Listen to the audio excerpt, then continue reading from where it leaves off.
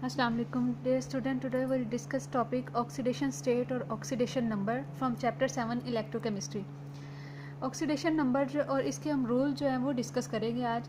ये बड़ा important long question भी है इस चैप्टर का. ऑक्सीडेशन नंबर या ऑक्सीडेशन स्टेट है क्या?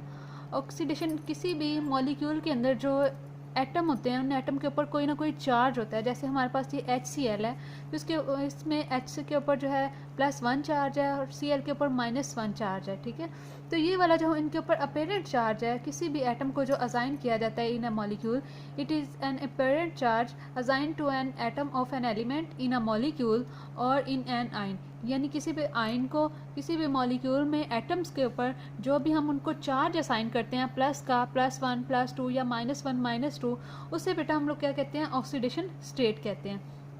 यहाँ पे एक बड़ा इंपॉर्टेंट जो है वो डिफरेंस है ऑक्सीडेशन स्टेट और वैलेंसी का. तो ऑक्सीडेशन स्टेट जो है वो भी हम अपेरेंट चार्ज की बात करते हैं, यानी किसी भी एटम के ऊपर जो अपेरेंट चार्ज होता है. और इसके अलावा वैलेंसी जो होती है किसी भी एटम की, जो आपने पहले चैप्टर में पढ़ा था कि कंबाइनिंग कैपेसिटी होती है किसी भी एटम की, तो उसको भी हम इस तरह चार्ज की फॉर्म में लिखते हैं. तो इन दोनों का डिफरेंस क्या है? इन दोनों का जो है वो लिखने में आपने डिफरेंस याद रखना है कि जब हम ऑक्सीडेशन नंबर किसी एटम को असाइन कर रहे होते हैं तो हम उसमें जो है वो इस तरह से +1 प्लस पहले लगाते हैं और जो है उसका नंबर बाद में लिखते हैं. जबकि जब हम वैलेंसी की बात करते हैं ना, तो वैलेंसी में आप क्या करते हो? प्लस लगाना है या माइनस लगाना है वो आप बाद में लिखते हैं. ठीक है, तो ये आपने लिखते हुए याद रखना है कि ऑक्सीडेशन नंबर हम ऑक्सीडेशन स्टेट किस तरह से लिखते हैं और वैलेंसी को हमने किस तरह से लिखने हैं. ठीक है, तो आज हम इसके रूल्स जो है वो डिस्कस करेंगे कि हम किसी भी एटम को जब हम ऑक्सीडेशन नंबर असाइन करते हैं तो उसके रूल्स कौन कौन से हैं. उसमें हमारे पास जो है वो पहला जो आ रहा है हमारे पास आ रहा है कि oxidation number of all element in free state is 0.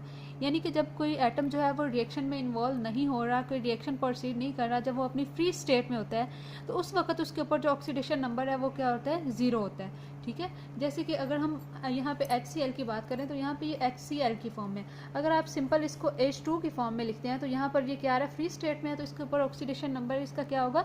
0 होगा. ठीक है, तो ये कब इसका ऑक्सीडेशन नंबर चेंज होता है? जब वो किसी भी एटम के साथ बॉन्ड बनाता है या मॉलिक्यूल की फॉर्मेशन करते हैं. ठीक है, अब दूसरा हमारे पास रूल है oxidation number of ion consisting of a single element. कोई भी आइन जो सिंगल एलिमेंट पर मुश्तमिल है is the same as the ion और as the charge on the ion of an element. ठीक है, यानी कि आइंस जो होते हैं, अगर हम आइन की बात करें तो आइन क्या होते हैं? कोई भी चार्ज कैरिंग स्पीशी होती है, आइन के ऊपर पॉजिटिव या नेगेटिव चार्जेस होते हैं. ठीक है, तो अगर कोई ऐसा देख बेटा हमारे पास अगर कोई ऐसा आइन जो सिंगल एलिमेंट पर मुश्तमिल है तो उसका ऑक्सीडेशन नंबर भी वही होगा जो कि उसके आइन के ऊपर चार्ज है. प्लस चार्ज है तो +1 होगा ऑक्सीडेशन नंबर, और अगर उसके ऊपर -1 है इसका आइन का जो है वो चार्ज, तो उसका ऑक्सीडेशन नंबर भी क्या होगा?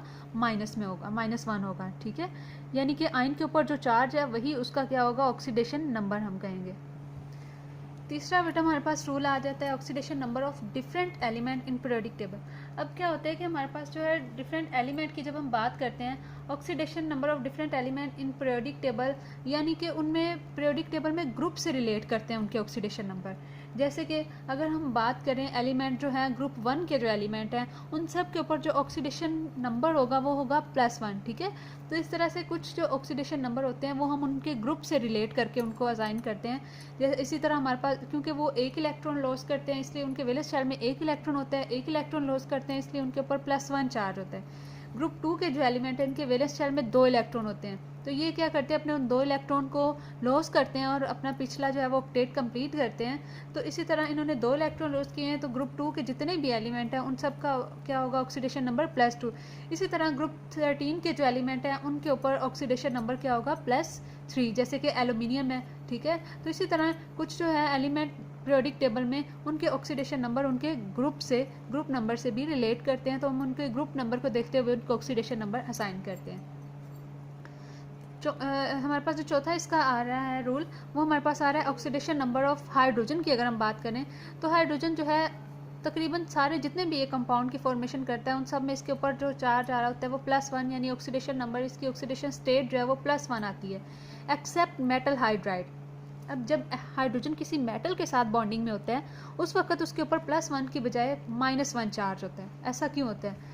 इसलिए कि जब हम हाइड्रोजन, जैसे कि हमारे पास सोडियम हाइड्राइड की अगर हम बात करें तो होता क्या है कि मेटल जो होती है वो ज़्यादा इलेक्ट्रोपॉजिटिव होती हैं, ठीक है। कोई एटम, जब दो एटम बॉन्ड बनाते हैं तो उनमें पॉजिटिव चार्ज उसके ऊपर होता है जो ज़्यादा इलेक्ट्रोपॉजिटिव होता है, ठीक है। तो इसमें हाइड्रोजन वैसे इलेक्ट्रोपॉजिटिव है, लेकिन मेटल की निस्बत ये क्या है, कम इलेक्ट्रोपॉजिटिविटी शो करता है।